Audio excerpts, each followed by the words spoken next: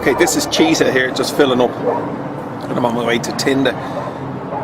The road on the map is shown as under construction. It's a broken line, right?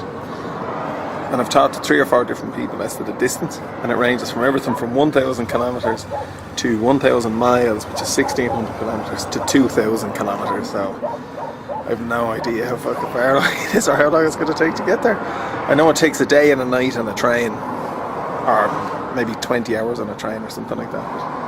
But the road is a lot more roundabout apparently.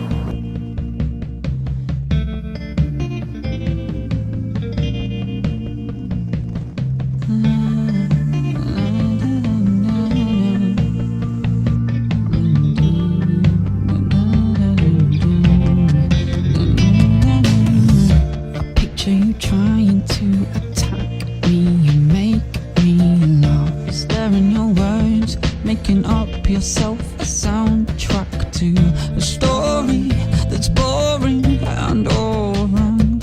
So I watch you fall apart as I sing this song.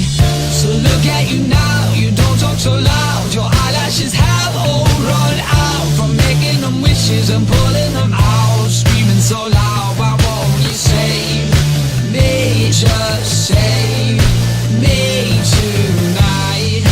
I'm on your side, I'm on your side,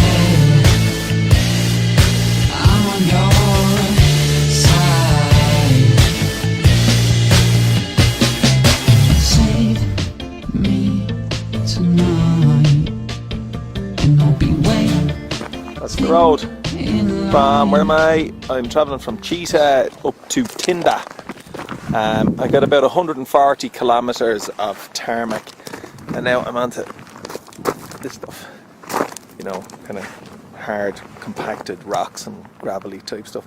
It's straightforward to drive, and you just can't drive very fast, and maybe, I don't know, 60-70 kilometres an hour. And when you're trying to cover huge distances, it just means it takes all day to do it, but it's grand. You know what, well, the weather's good. I'm really trying to push on and get the miles done, because if it's bad, if it starts to rain in this, you can't move in it. You just can't move in it at all. So, well, the sun is shining, I'm just going to push as hard as I can. Well, this is far eastern Russia. You see that? Trees and hills and billions and billions and billions and billions and billions and billions and billions and billions of trees. It's kind of hilly, not mountainy. Hilly trees, and then trees, a couple of hills, trees. And that's what it is. That's far eastern Russia. And lots of bugs. Lots and lots of bugs. Every now and then the helmet's just gone. I must have cleaned the helmet about 5 times at this stage. I'm about 250 miles out of Chita, heading down this way. It's hard to tell from the map where exactly you are, because the map just shows this is a construction road. You can see why, like it's just a construction road. So surface is pretty good as long as you stay out of the transition areas where the gravel has built up in the middle. It's normally fine, you know. That's the transition areas. Here it gets quite deep. As you stay over here, you know, it's not too bad. I cleaned this thing just yesterday. You see, it's springtime or summertime. Well, summertime, I suppose. The bugs are out in forest. Like, look at that grill. My God, that's mean. The thing is, it's very, very empty here. You know, there's hardly a truck or a car passes anymore. For the first, say, 200 kilometres out of Chita, yeah, there was a bit of traffic, but since, I suppose, maybe the last, I don't know, 200 kilometres, there's hardly anything. I haven't passed trucks or cars. You might pass one every half an hour, but I'm stopped up here now for about 15 minutes just taking a break, and nothing has gone by, you know. You start to get the feeling that, and I'm really, you know, if you get into trouble out here, you're really in big trouble, to be honest, because there's almost nobody on this road. Everybody just takes the train from Chita up to Tynda. But it could be just that now the rest of the way to Tynda, I don't know. So we just have to wait and see. But because the scenery isn't changing much, even though this is really beautiful, it's quite boring actually, believe it or not. I wasn't expecting that. I wasn't expecting to be bored of it. Tonight, and I'll be waiting in line. You see, all that I've gotta be, well, it's all that you want from me. So tonight, I'm sorry for wasting your precious time. Look at you now, you don't talk so loud. Your eyelashes have all run out from making them wishes and pulling them out. Screaming so loud, why won't you save me? Just save me tonight. I'm on your side, I'm on your side, I'm on your side, I'm on your side. Alright, see if I can find it. Maybe it's straightforward. I doubt it though. Thing, that's it fixed. Just listening. The air. By the way, it is fixed. I'm very proud of myself. You know, it's not like there's anybody out here to give you compliments, so you kind of have to give them to yourself, you know. Good job, Osh! Who's a good Jedi Knight? Yes, I am. No, I got no air leaking there anyway. Good. Who's a good boy? No more punctures. That's 2 on the front tyre in 3 days. The force is strong with this one. But I think it's a good signal though for me to get off the road now, because I've done 320 miles or 330 miles today, you know what I mean? So it's kind of a signal to say, hey look, next place you find to stop, you know, pull in and camp or whatever.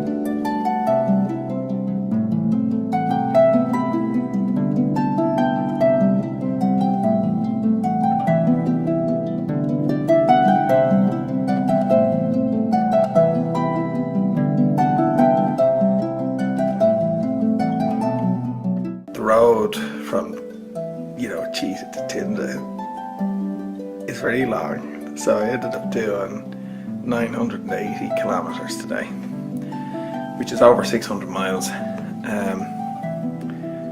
So where I am now is at a truck stop right at the intersection on the Trans-Siberian Highway where you cut north to go to Yakutsk. You can either go straight for Vladivostok or you turn left to go up to Yakutsk. In every, I think, round the world trip, there's one day where you break the back in a journey, and that's what I was trying to do today, was to try and, you know, get from Chita to this turn off, because from here it's straight up, you know, straight up to Yakutsk. So I think I'm about 4,000 kilometers from Magadan. This is a truck stop. It's full of fucking mosquitoes, man. But so is the whole area. It's nothing to do with the truck stop itself. Like as you're standing outside, there's just fucking there's mosquitoes everywhere. It's unbelievable. But I just have to get used to it. Between here now and Magadan, it's, you know, it's a bottle of D a day, I think, you know. But the roads today were mental. The hard thing about them was that they were doable, and as a result, it's very hard to stay interested in them, if you know what I mean. If it's an impossible road, for instance, or it's a really, really difficult road, it absorbs your 100% of your concentration. Whereas when you can do it, you can kind of, oh, okay, yeah, it's hard. I know I can do it, and as long as I keep concentrating, I'm going to be fine. And that kind of adds a bit of tedium to the day, I suppose. But I'm starving. I haven't eaten all day, really. You know, I stopped for some borscht, and I had two of these pastries for breakfast thing, you know, they throw them out, which have like meat and onion in them. You may as well have drank fucking battery acid. I had the first aid kit out, and I took 4 Alka-Seltzers to get rid of the burn from it, you know. But it was an insane day today, but I'm glad I did it, you know. I'm glad I'm here. Because this is the turn-off point. You can either go east now for Vladivostok or north for Magadan. And have a look at that tire in the morning, and that would go a long way to telling me, help me make up my mind, I think. Everything seemed to be niggly on the bike at the time.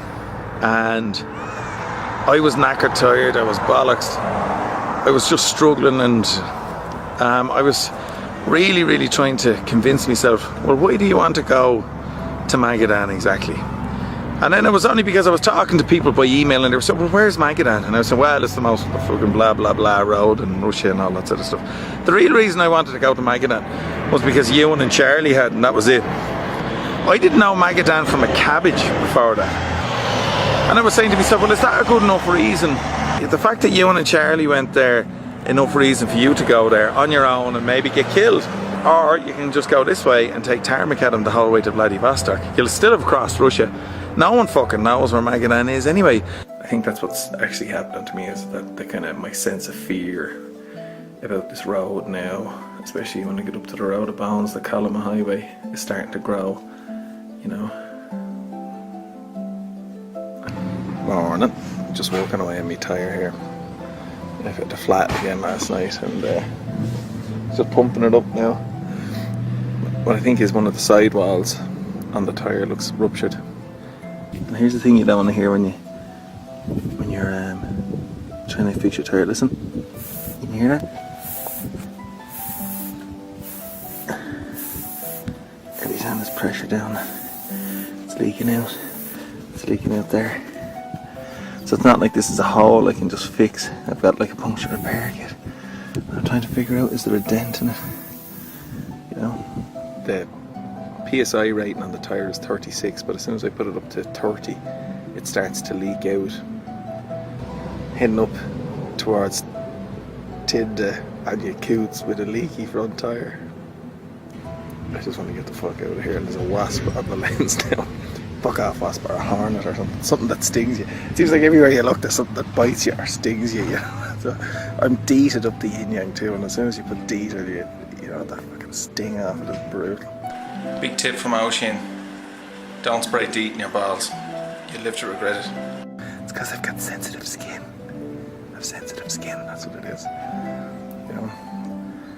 Give me oil of Olay in the pink bottle, please. So there's a guy down here, 10 kilometres, who does stuff with motorbikes. So there's a chance he might have the part to take off the front wheel. When I was trying to find a place, along came this Japanese guy. Hiroshi Ono. Call me Hiro. Hiro Ono. Wow, so you have polio? Yeah, polio. And you're driving around the world. Are you in pain, or is it just... I can't walking. You can't walk, right? Walking. Wow. But I like free. Right. Only like free. Very difficult. I'm now 56 years old. Right. Well, you look younger. Thank you. You look younger. I have 3 children. 3 children now. How long will your motorcycle ride take?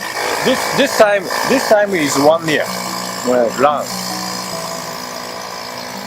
Very difficult. oh, I'd say that, yeah. Nice machine. Oh. It is, yeah. Name is Yamaha, but made in China. Oh, really? China model, very bad quality. All right, okay. A 125. What is that? 125. Small. Jesus Christ. Max 80. 80 kilometers an hour. Very slow. Fast. Right. You throat puncture. All right. You can use. Or maybe I could. Take care of.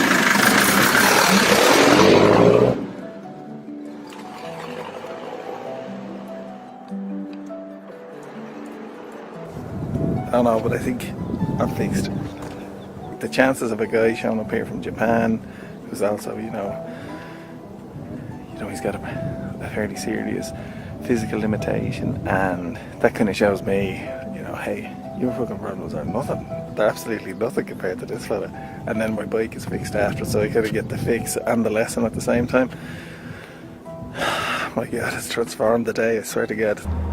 So as it turned out, what I did is I said, well look, I'll go up as far as Tynda and I'll hang out there for a day and try and see if I can build me head up.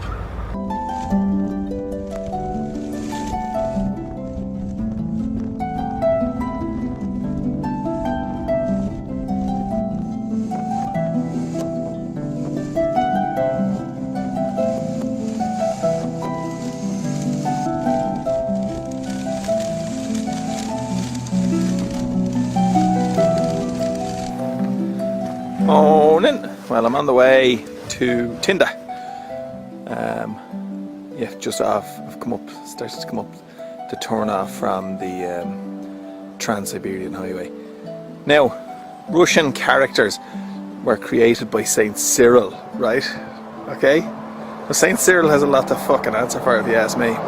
So that, reverse R, K, kind of a Y, TCK. That's Yakuts. Right? Going up the top, Tabich, that's Tynda. This one is actually pretty easy to understand because I guess maybe I've been looking at them, but I was just thinking, when you look at the menus in the restaurants, they're just fucking mental, because you kind of say to yourself, there's no resemblance to it at all. Like it just, you might say like chicken or beef or any of that sort of stuff. Just no clue. Doesn't like. It's not like even the last letter's the same or anything like that, you know.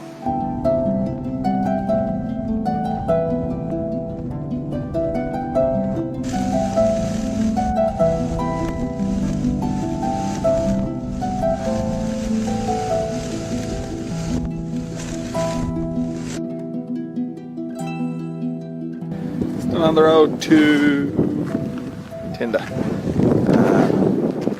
It's real thin. See it there, it's quite thin, and there's trees kind of growing out on either side. And you constantly have this feeling bears are going to come out, or a bear. No problem believing that a bear lives there. Right? But that's the thing, when you're driving here, it's unbelievably unchanging in that all you can see is trees to your left and right, you know. You do go up and down the odd hill here and there, but for the most part all you can see is trees. You could go over a little lake, the odd bridge here and there. So it's hard to get your mind off the road. I'm trying to go slower today so I don't wreck the front wheel, you know. Well, 7th of June, you can see that the ice hasn't melted yet. There's been lots of pockets of this as I've been driving along in the rivers and stuff like that, big mounds of ice and stuff. And the further I go north here, I'm almost straight lining north now at the moment. The more ice I'm going to see. Last night was that first night where it never really got fully dark. No, don't get me wrong, it got dark, but there was a blue haze the whole night on the horizon. And the further I go north here, I think by the time I get to Yakuts and even a little bit further north, as I loop around to Magadan, I think it doesn't get dark at all. You just get a bit of dusk. I think is it June 22nd, 21st is the equinox, so I'm kind of almost hitting Magadan exactly when that is. I really hope all that snow and ice is gone over here. Really, really hope.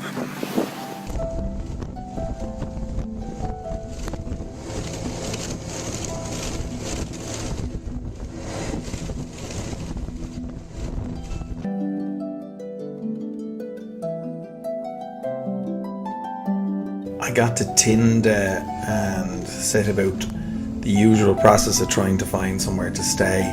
But I was lucky enough in that a police car stopped beside me and asked me, was I looking to find a hotel? Well, he didn't ask me that, but I just caught the word hotel in Russian in what he was saying, and fair play to him, he led me straight to a hotel, so it was fantastic. It isn't that many miles between Skavrodino and Tynda, and I was really just going to Tynda to try and sort out my head to see whether or not I wanted to go up to Yakuts and do the Road of Bones to Magadan, or whether or not I was just going to take the Trans-Siberian Highway to Vladivostok. And it was really just a piece of sorting it out in my head and saying to myself, is this something you want to do for yourself?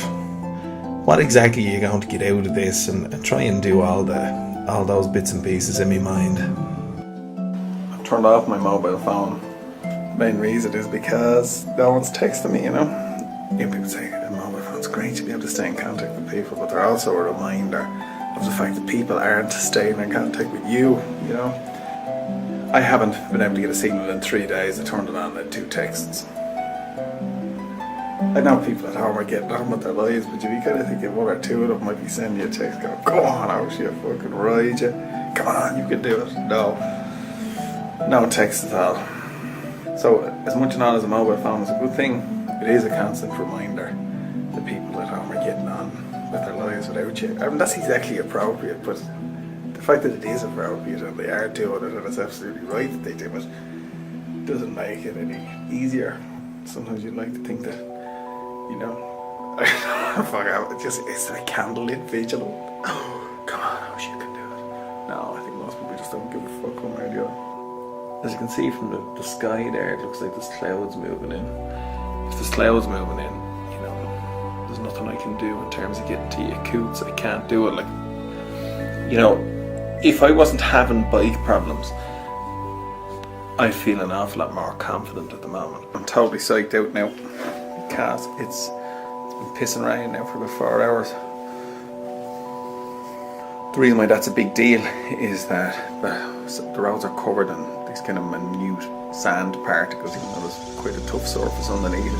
With all the sand underneath, and what happens is, as you go along with the knobbly tyres, the gaps between the knobbles on the tyre, they fill up. There's no grip on them whatsoever because they've just collected all that shit on them. You know, there's nobody to give you any encouragement or anything like that. You know, I can't get on the internet or anything or get any fucking inspiration from anybody there, or somebody says, "Hey, come on, you know, you can do it." So you have to kind of draw on it from yourself. You know, and I've had a kind of a tough couple of days and I'm breaking down a lot. And I don't feel that I have, you know, a massive amount of enthusiasm or energy or motivation to go and get it done, because I'm starting to question in myself whether or not it's something that I even want to do at all. You know, who says, so what, you don't go to Magadan, go to Vladivostok? It's still around the world, man, you know, it's still fucking Dublin to New York, around the world. You just didn't go via Magadan. Who cares? The weather was shite. Your bike was acting up. No one fucking knows where Magadan is in the first place. And you know, well, the answer to that is, you'd know, I'd know. But who fucking knows? You know, you're talking about a handful of bikers worldwide who even fucking know what going to Magadan means. You know, I mean, like, you know, the physical effort involved, the mental toughness required to do it. You know what I mean? And in 6 months' time, you could be sitting in a fucking pub, and maybe somebody says, "Oh, how did you do the bike trip out?" Yeah, he says, "So where'd you do? Dublin to, what did you go to Russia? Vladivostok, wasn't it? Magadan? Oh, why didn't you go to Vladivostok?" or something like that. Then you just reach across the fucking table and fucking choke them. Anyway.